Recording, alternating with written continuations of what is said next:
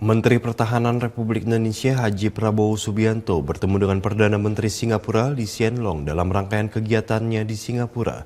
Prabowo Subianto dan Perdana Menteri Singapura membahas sejumlah isu, salah satunya soal konflik di Laut Cina Selatan.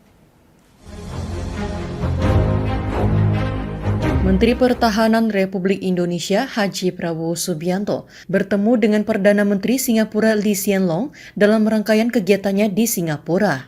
Prabowo Subianto dan Perdana Menteri Singapura membahas sejumlah isu, salah satunya soal konflik di Laut Cina Selatan. Kepada Prabowo Subianto, Perdana Menteri Singapura Lee Hsien Loong mengatakan, sangat menghormati posisi Indonesia yang tidak mau ikut campur dalam konflik Laut Cina Selatan. Wilayah Laut Indonesia tidak masuk ke dalam klaim Cina terhadap wilayah tersebut.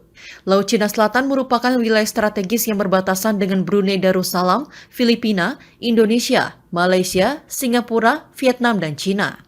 Kementerian Luar Negeri Indonesia mencatat di beberapa bagian terjadi tumpang tindih yurisdiksi antara claimant states negara-negara tersebut yang menjadikan potensi konflik di wilayah Laut Cina Selatan cukup tinggi. Hingga saat ini, konflik tersebut belum reda. Pada 31 Mei lalu, Filipina misalnya mengatakan pihaknya telah mengajukan protes diplomatik kepada Cina karena secara sepihak melarang menangkap ikan di Laut Cina Selatan.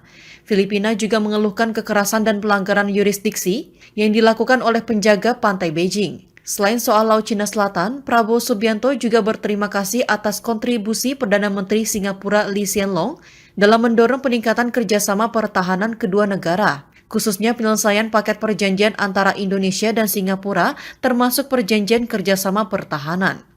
Indonesia, kata Prabowo Subianto, mendukung penuh agar kerjasama pertahanan yang kuat antara Indonesia dan Singapura dibangun dengan berpedoman pada prinsip-prinsip kesetaraan. Perdana Menteri Lee Hsien Loong dan Prabowo Subianto juga menegaskan kembali hubungan bilateral antara Indonesia dan Singapura yang erat dan terjalin cukup lama. Hubungan ini semakin kuat dengan paket kesepakatan yang ditandatangani pada Leader Retreat Januari 2022 lalu. Dito Rosito, Garuda TV melaporkan. So, yes, we have very good relations. I just came here to reaffirm the good relations and to look for more ways that we can enhance our